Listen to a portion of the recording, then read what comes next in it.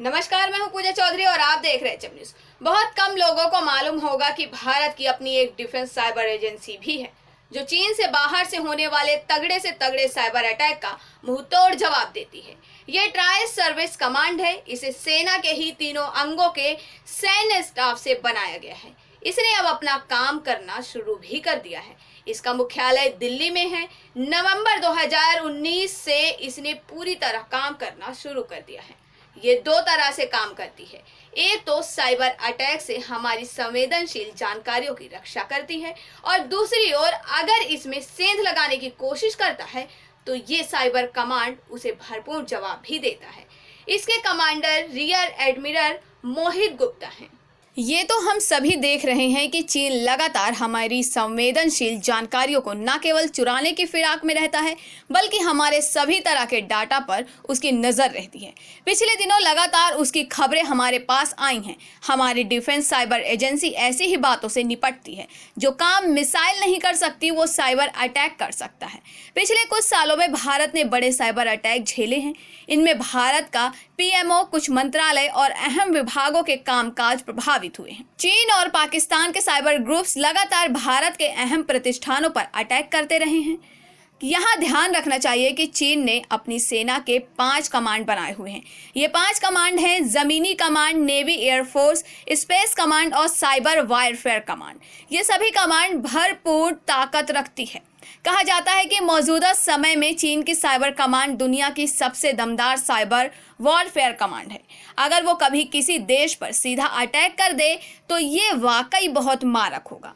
लंबे समय से ये भी आशंका जाहिर की जा रही है कि भारत के defence, energy, transport, power grid, strategic मामलों से जुड़े सेक्टर साइबर हमलावरों के निशाने पर है। ये न केवल बड़ा नुकसान कर सकते हैं, बल्कि हमला तगड़ा हुआ तो हमारे पूरे सिस्टम को ही जाम कर सकते हैं। फिलहाल भारत के अहम विभागों और महत्वपूर्ण सेक्टर्स पर जो साइबर अटैक होते हैं वो पाकिस्तान और चीन से जुड़े ऐसे ग्रुप करते हैं जिन्हें कहीं ना कहीं से उनकी सेना या सरकार का समर्थन हासिल है।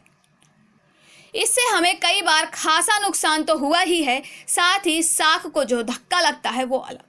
पिछले कुछ सालों में भारत में साइबर अटैक से निपटने और साइबर वॉरफेयर में सक्षम एजेंसी की जरूरत महसूस की जाने लगी थी। दरअसल वर्ष 2011 से ही इसकी ओर कोशिश शुरू हो गई थी। तब नरेश चंद्रा टास्क फोर्स का इसलिए गठन किया गया था। तत्कालीन राष्ट्रीय सुरक्षा सलाहकार शिवशंकर मेनन इसे लेकर खास उत्सुक थे। 1 साल बाद इस बारे में एक रिपोर्ट बनाई गई, जिसे प्रधानमंत्री को सौंपा गया।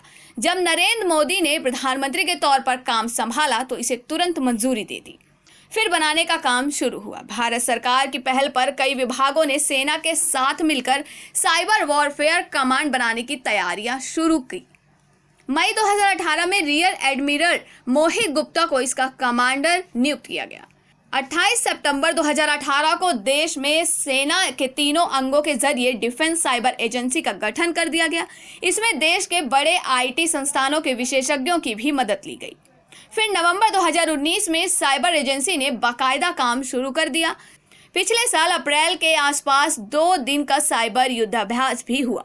इस साइबर युद्धाभ्यास को साइबोरेक्स नाम दिया गया था। साइबर युद्धाभ्यास में सेना के तीनों हिस्सों के साथ देश के कई बड़े संस्थानों ने भी हिस्सेदारी की। द वीक मैगजीन के अनुसार डिफेंस साइबर एजेंसी के पास असीमित अधिकार हैं। ये नेटवर्क्स को हैक कर सकता है, सर्विलेंस ऑपरेशन कर सकता है, हार्ड ड्राइव और मोबाइल से डिलीट डाटा हासिल कर सकता है। अगर कहीं कोई गुप्त संचार चैनल चल रहा है तो इसमें एनक्रिप्ट करने में सक्षम है।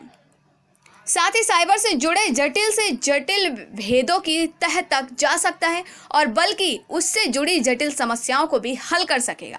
कुल मिलाकर ये सेना से जुड़ी एक ऐसी एजेंसी के तौर पर काम करेगी जो पूरी तरह साइबर वॉरफेयर में सक्षम होगी। तो ये थे आज की हमारी खास खबर। इसी प्रकार की खबरों में बने रहने के लिए देखते रहिए एचएम न्यूज। इसी प्रकार की बड़ी खबरों में बने रहने के लिए हमारे चैनल को लाइक, सब्सक्राइब और शेयर करना ना भूलें।